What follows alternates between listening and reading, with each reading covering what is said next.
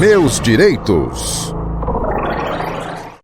Bom, sobre a recente polêmica envolvendo o bloco Filhos de Gandhi, eu queria antes explicar dois conceitos importantes, que são os conceitos de discriminação negativa e discriminação positiva.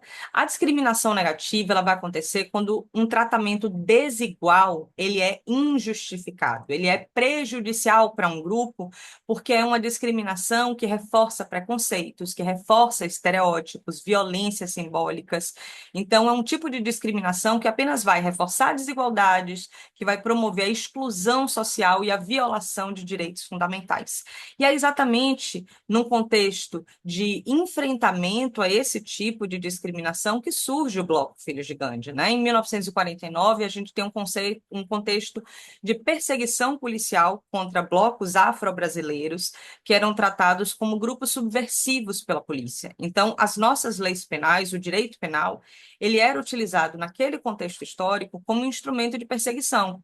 A gente via a utilização da contravenção de vadiagem, do crime de quadrilha ou bando, como instrumentos políticos para inviabilizar praticamente a existência daqueles blocos afro-brasileiros, né? E é nesse contexto que o Bloco Filhos de Gandhi surge com o discurso da paz, como uma forma de resistência, pregando uma postura mais conciliatória entre essas agremiações e as nossas políticas, as nossas autoridades, né? Mas a gente sabe que as nossas políticas e essas autoridades, elas serviam a uma elite branca baiana, né? E aí eu quero entrar num outro conceito importante, que é o conceito de discriminação positiva.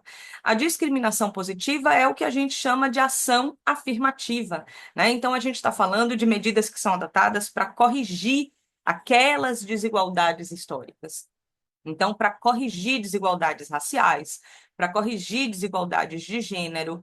Então, o objetivo da chamada discriminação positiva, por meio das ações afirmativas, é promover a inclusão social de grupos marginalizados. Então, não tem ali o objetivo de prejudicar ninguém, mas sim de compensar essas desigualdades estruturais, para garantir uma igualdade substancial, né, uma igualdade verdadeira.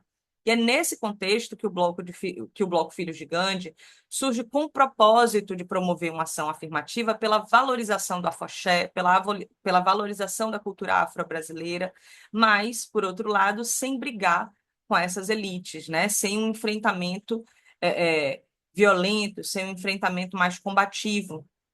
Essa postura conciliatória ela foi criticada por diversos outros blocos afro, né? Então a gente tem críticas feitas pelo Ileaie, pelo Olodum, por tantos outros blocos, né? Sobre até onde iria o limite, né? Desse não confronto, dessa postura, né? De conciliação, porque isso acaba colocando a gente diante de um paradoxo. Quando a gente identifica no Filhos de Gandhi um bloco que surge com o propósito de promover a igualdade racial, de valorizar, né, a cultura afro-brasileira, o sentido, né, mais lógico seria uma ação afirmativa que passasse pela afirmação racial, por exemplo, sem permitir a presença de pessoas brancas. Mas o que a gente vai identificar como critério de segregação do bloco é o gênero, né? Então, é um bloco que só vai permitir ali o acesso de homens, né? Sejam eles negros ou não negros, né? Então, é um bloco que não fecha as portas para os homens brancos, mas fecha a porta para as mulheres, fecha a porta para as pessoas transexuais. Então, eu identifico isso, né, como uma possível contradição quando a gente percebe a nossa sociedade como uma sociedade em que o discurso hegemônico já é um discurso masculino, já é um discurso hegemônico transfóbico, né?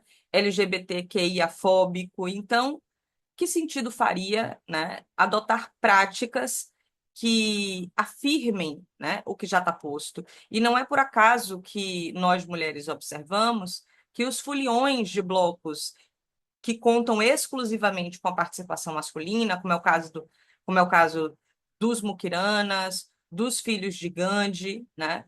É o que a gente observa, ainda que essa não seja, né, uma proposta do bloco em si, mas esses foliões desses blocos recorrentemente estão ali envolvidos em situações de assédio contra mulheres no carnaval, né, de práticas discriminatórias, de práticas violentas. Então, eu acho que se a gente fala em manter a tradição, eu entendo a tradição do Filhos de Gandhi como uma tradição que tem como propósito principal a busca da paz, né? Gandhi dizia que nós devemos ser a mudança que queremos ver no mundo. Então, se a mudança que queremos é pela paz, pela igualdade, uma sociedade livre de machismo, livre de transfobia, livre de racismo, a ideia é buscar estratégias de resistência que valorizem a inclusão em vez da exclusão, que valorizem a igualdade em vez da desigualdade. Eu arriscaria dizer que se Gandhi fosse vivo nos tempos de hoje, em que debates que naquela época não eram travados, hoje estão começando, né, a ganhar espaço, como a luta contra a violência de gênero, contra o racismo, contra a LGBTfobia, né? Talvez o próprio Gandhi apontaria como caminho de busca pela paz a inclusão desses grupos que já são grupos marginalizados, que já são grupos frequentemente violentados, né? Então, a ideia do manter a tradição não pode ser um escudo para livrar, né, tanto o Bloco Filhos de Gandhi quanto tantos outros, né, desta autorreflexão.